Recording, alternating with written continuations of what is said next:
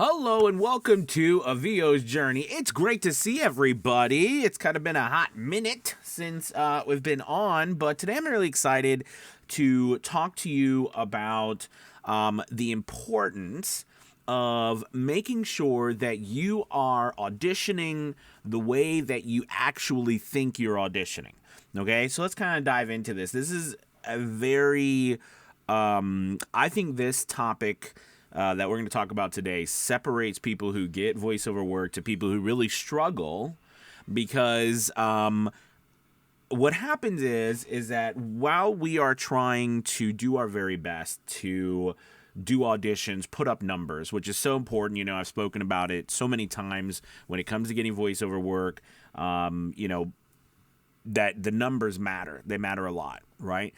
But the other part of this that really matters is, and I coach a lot of voice actors, right? So whether it's through a VO's Journey Lead Academy or my mentor students, my one-on-one students, we talk a lot about, does the directions match your interpretation, your delivery of that so it's three parts. So one, do you match what the directions are? Like, you get the directions for the audition. Do you read those directions, all right, correctly? What I mean by that is, are you interpreting those directions correctly? Second, when you get the script, are you reading the words on the script and interpreting those words correctly? Okay? That's the second thing, right? And meaning that you're interpreting the script and what the words are giving you, are you delivering that correctly? And then the third part of this is are you interpreting the overall feel of the script correctly, and then making that delivery exactly what you think that interpretation is. All right, so let's kind of, and why this is important is because if you are doing all of these auditions and you're putting up all this stuff and you're not getting work, this can be at the heart of everything. So we need to so just for this conversation, we need to set aside any issues with, quality of sound and everything, because those have to be, those have to be addressed. You can't, if you're having issues with your quality of sound and your mixing, your editing, just your audio quality in general, that has to be fixed. That's your number one thing to do, because that will disqualify you from the majority of what you're looking for right off the bat. Okay, so that's a given.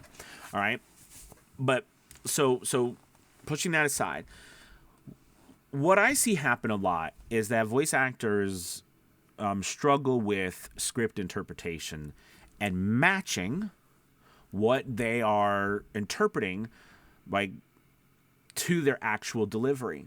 So, for example, if you get a direction on a script that says caring, right? How do you interpret, what do you interpret caring to be? And then when you actually deliver something that's caring, when someone like me or someone else listens to it, do they hear caring? Or do they hear something else? I'm going to use wide differences here, but so you can kind of get what I'm talking about. Or do they hear authoritative? Right? But you think you're doing caring. This is one of the number one reasons people struggle with getting work, because they've either not had, a coach or someone or training where they have had that feedback to say, hey, listen, this is what we're trying to do. This is what I'm hearing from you. Let's try this. Are you hearing from? Have you done some personal work? Meaning, like, have you found things where people are delivering things? I'm just using the caring thing as an example, but that's caring, and then you've read some script, you've recorded it, you've compared the two, you've listened to both, and you're like, does mine sound caring like this person sounds caring? Am I matching up? I find this a lot, especially also with conversational reads. Of course, we all know conversational tones is the number one request out of every request we all get. I find a lot of times today, even now, people still are struggling with what conversational means and what does it mean to them, that interpretation. That tone itself is complicated. I'm not going to lie to you. It's not the guy or gal next door that people say. These are like buzzwords or phrases that you'll hear because we lack the ability sometimes to share more intricacies into what a conversational tone is. But what I'm going to try to share with you what my thoughts are. All right? So a conversational tone is a manner in which you are speaking as if you would speak, but there's a caveat. The caveat is you speak, though, with how you would speak in the emotional range or style that the directions want you. So if we're using the caring, we want you to sound like you would sound if you were caring. Now, here's the rub. The rub is, what if you sound like you sound when you do something caring and people don't like the way it sounds? And you're like, well, that's how I do it. That's the rub. That's where a lot of challenges come in. So what people don't tell you is you often hear, I need to find my voice. Let's change that to I need to create it. I need to create that style because I've probably not created it yet. That's a huge change in mindset if you think of it that way, right? Instead of I got to find it, like for some reason I lost it. We didn't lose it.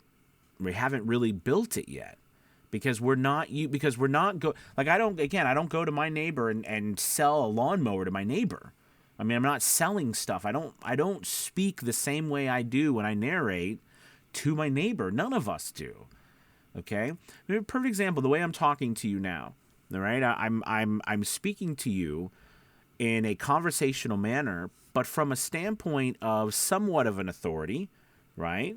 Because I feel very passionate about my knowledge on this subject, and I want to give that to you. So there's some passion there. There's some authority there from a teacher standpoint, right? But at the same time, I'm not, and this is another thing. I'm not scripted. So our challenge as voice actors, in the difference between an improv, right, is you guys can tell probably because of the way I ramble and things. I don't script any of my stuff.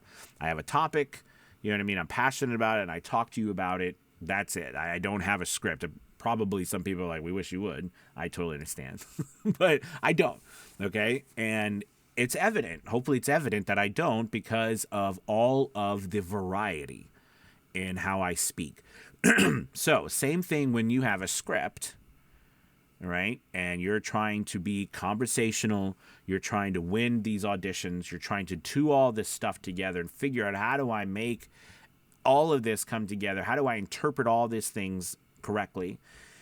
The end is the to wrap all this up in a ball, right? It's your variety, your interpretation, and your creation of something that people want to hear. Your money voice. That money voice, okay, it's creating something from you that sounds like it could be a natural delivery, but with the emotion that you're given. That's the rub. You got to also have the emotion that people want you to include. Because if you don't have that, then a lot of times conversations could be like this. They could just be like, hey, what's going on, man? Yeah, I'm doing good. Right? They could be like that, right? Again, we do not, a lot of what we do is sell, right? We sell with commercial stuff, explainer videos, e-learning. We're still selling, whether we're giving more information in a narrative form, or we're doing a quick sale in a 15-second tag, or we're doing a promotion or something to where we are still a commercial type of acting. So the point I'm trying to make to you is that your interpretation could be, and how you fulfill that interpretation through your delivery, could be the number one reason why you are really struggling getting voiceover work. So what do you do about it? So I kind of listed a couple things, but I'll list them again. So one, the first thing you can do is get a coach. Join a VO's Journey Lead Academy. Join, do something. Get a coach, or be a part of the academy where you can work with, go to our acting classes, get an acting, do something to where you're working on this. You can get feedback. You have directions, you have a script, you read it, you have someone listening to you who knows what they're doing. And what I mean by knows what they're doing, they've been trained, they've done this for a while, they've done thousands and thousands of voiceovers themselves, they've coached, I'm not saying don't listen to other people who have good intentions who are trying to help you, right? But you want to listen to you want to try to work with people who know or been around and know what they're doing, okay? And it's been proven through their work, through the consensus of the community. Second, right, is you can take a more singular approach, meaning doing what I said earlier, which was find these styles that you're trying to imitate, because remember, acting is imitating, and play them. You record yourself trying to do the same thing and listen to them side by side and say, do I sound like that? Or do I get the same feeling? Remember, we're not impersonating, we're imitating. All right. But do I get the same feeling from my delivery that I hear them delivering? And if you don't, if you're not hearing it, right, that's your answer. All right. Because remember, your voice can sound really good, but not deliver on that interpretation of conversational or variety, right? It sounds very, staccato, or it's very, the pacing is the same, da da da da da da da da here, and then you often people who do this use one mode of expression, like pitch variation, right? They go up and they go down, and they go up and they're just trying to make it sound better by doing pitches, but it still sounds, it still lacks any sort of variety in the sense of speeding up and slowing down, getting louder, getting softer, elongating, shortening words, pausing before or after a word, right? And so these are other modes of expressions that you use. All right, well, anyways, because I get into that. And I think I'm going to talk more about it, especially on the channel, get more into some of the acting stuff, because what I'm noticing, especially with Academy Voices, as we're growing Academy Voices, and by the way, on a side note, if you're interested in joining Academy Voices, we are open to all voice actors now. It's free to join at the moment, so take on the advantage. I mean, I think we've already had almost 200 people in the last day sign up to join, so get on the roster. And there's a form on the front page, academyvoices.com. Because I had talked about, adding a subscription for it, but I think for right now, I just want to get our, because we still, we only had about 40, 50 people on there, and the opportunities that are coming, I need more voice actors, because I can't fill the opportunities that we have. So, there's a form right on the front of the page, right? Find voice work. That's, you click on that button, you fill out the form, and I'll go through, check your stuff, see if it meets our quality standards, meaning my subjectiveness, whether I think it's good enough at the moment to join. Also, another thing too, your headshot. Make sure you have a great headshot. All right, because to me, part of what we're doing at Academy Voices is all human all the time. It's very important for me to show people who they are working with. Real humans, real people. So you need a good headshot. It doesn't mean you could use this phone. This phone takes amazing pictures. But get a good picture. Some people sometimes submit stuff and the picture is really poor quality. It's blurry. It's old. I can't put you up with that. It's not like other websites where you can't put up. On my website, on Academy Voices, I want the pictures. That's a part of our brand, is that we are real people, real humans, but it needs to look good, because we're also charged top rates on Academy Voices. So we need to all look super, super duper professional. All right. So anyways, check that out. It's on the front page. Thank you guys so much for listening. Check out a VO's Journey Lead Academy, especially if you're trying to, I think I haven't taken it down yet. So the Easter special is still up, which was kind of like a silent special because we had just finished running our St. Patrick's Day special. But I think you can join for half off right now. It probably will be I'll take it down Sunday.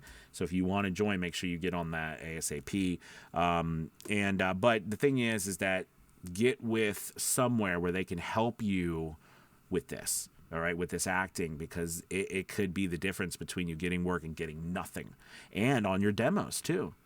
Right? I mean, it's a big deal. All right. Thank you guys so much for watching. You have a wonderful weekend. Thank you so much for the birthday wishes. My birthday was yesterday, so thank you so much. I really appreciate that. It was a wonderful birthday. And I really appreciate everybody's such kind words and support. So thank you guys. Have a good weekend. Bye-bye.